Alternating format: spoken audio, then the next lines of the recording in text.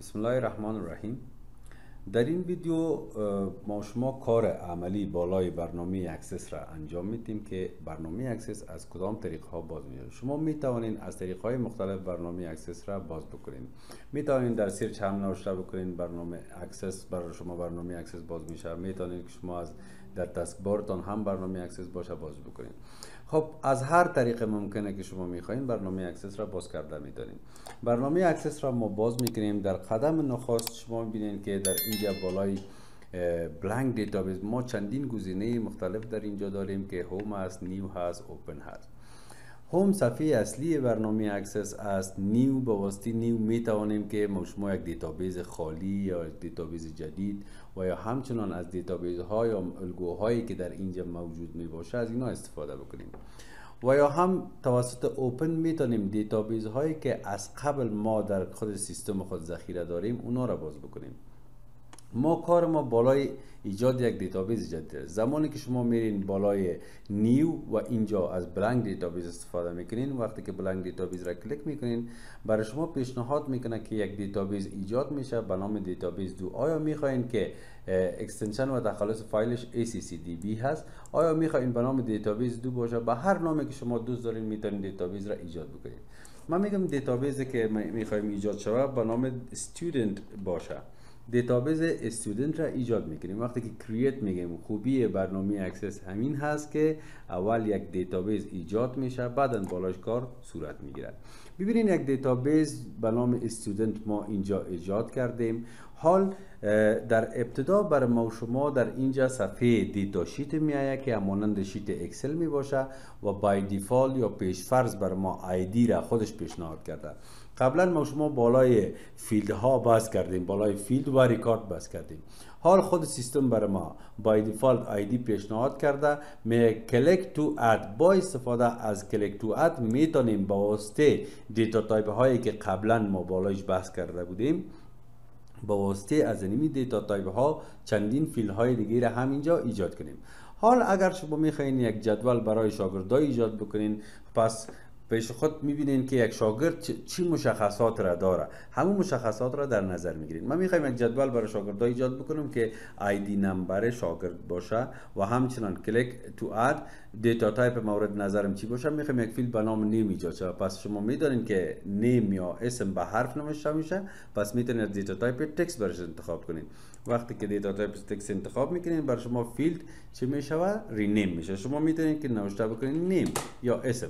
پس این دیتا تایپ مشخص شد. یک فیلد به نام نیم ایجاد میشه. و همچنان شما میتونید که باز دوباره یک فیلد اگر میخواین به نام مثلا فادر نیم باشه، باز هم فادر نیم به تکست نوشته میشه. میتونید که از شارت تکست استفاده بکنین. فرق بین شارت تکست و ریج تکست و لانگ تکست اینا در مقدار و یا سایزشون است. اگر میخواین یک فیلد دیگه شما داشته باشین که فیس شاگرد یا اسکور شاگرد یا نمرات شاگرد مشخص باشه، شما میتونید که اینجا از دیتا تایپ نمبر استفاده کنین. من اینجا نمبر میگیرم، نوشته میکنم نام فیلد اسکور. پس اسکور یا مارکس نمرات شاگرد مشخص میکنیم. اگر شما میخواین که از دیتا تایپ های دیگه هم مانند کرنسی استفاده کنین، کرنسی به خاطر وارد نمودن ارقام با واحد پول استفاده میشه.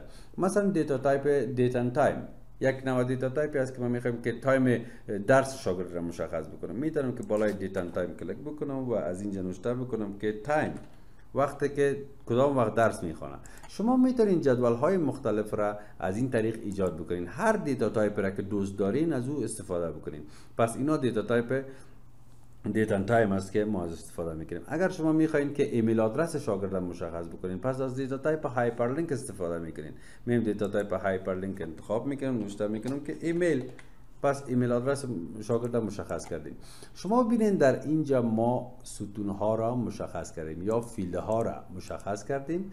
حال اگر شما بخواین که شما این خانه پوری هم بکنین یا ری انتری بکنین، شما میتونین که نوشته کنین اسمش چی است. مثلا احمد است، اسمش احمد است و همچنان اسکور 80 اسکور گرفته.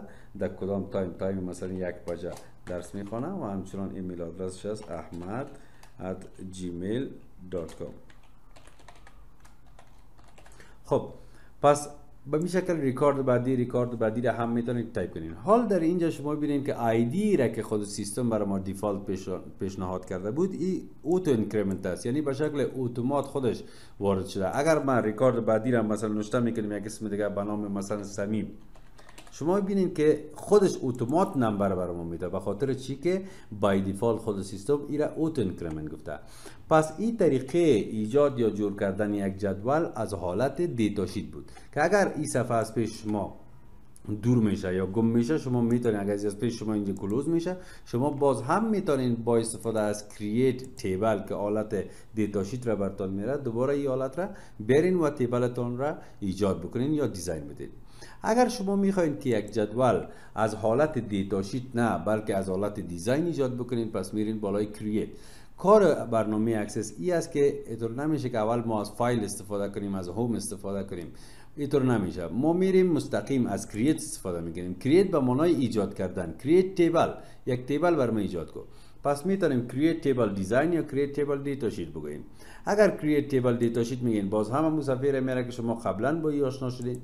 اگر شما کرییت تیبل دیزاین میگین، پس صفحه دیزاین جدول را براتون میره که در اینجا هم شما فیلد ها را مشخص میکنین و مطابق با فیلد دیتا تایپ مشخص میکنین و این دیسکریپشن آپشنال است که در رابطه با یک فیلد شما اینجا میتونین معلومات بدین. حالا اگر ما بخوایم که یک جدول را از طریق از حالت دیزاین ما ایجاد بکنم، پس میرم بالای از این میگم که جدول ما باید آیدی داشته باشه، دیتا تایپش اوت نمبر باشه. اینجا شما ببینید که دیتا تایپ های استاندارد در اینجا داریم. آیا این دیتا تایپ از این جدول ما اوتو نمبر باشه و یا نمبر باشه؟ فرق بین اوتو نمبر و نمبر در این است که اگر شما اوت نمبر انتخاب میکنین، خود سیستم اتومات نمبر وارد میکنه.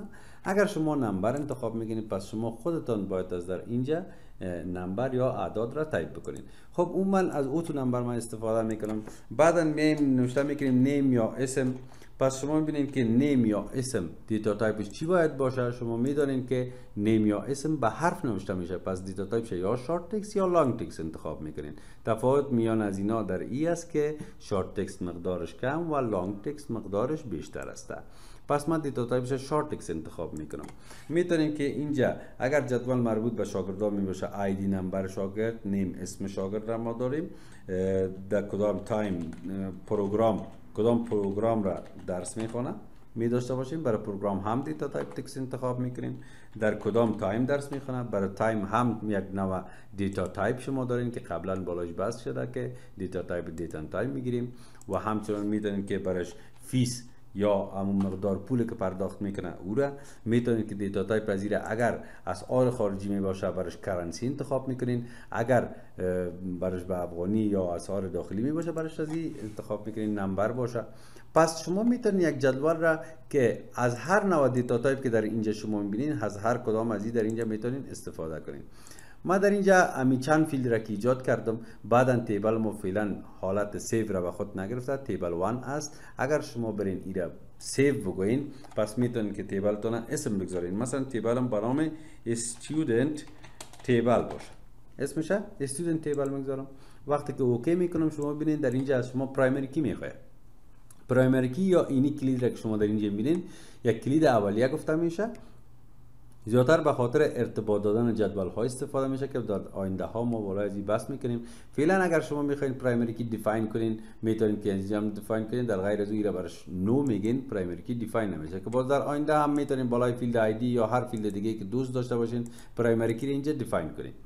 پس ما پرایمری کی را برش مشخص نمیسازیم، جدول خود سیو کردیم. شما ببینید در این قسمت به نام استودنت تیبل یک جدول ایجاد شد. خب این استراکچر یا ساختمان جدول را در اینجا ایجاد کردیم. حال اگر ما خواسته باشیم که این جدول خود را انتری بکنیم، پس میتونین هم بالای از این اوپن بگوین و هم از این طریق برین بگوین دیتا شیت ویو و حالت دیتا شیتش میاد. شما میتونین از این طریق هم این را خانه پوری بکنین. مثلا اسمش نوشته بکنین، پروگرام مثلا DIT میخونه و همچنان در تایم مثلا 5 بجه درس میخونه و فیسش هست 2000. به این شکل ارقام دیگه هم یا ریکاردهای بعدی را هم شما میتونین که تایپ بکنین. پس به این شکل میتونین از دو حالت، هم از طریق دیتا شیت و هم از طریق دیزاین، یک جدول را شما ایجاد بکنین.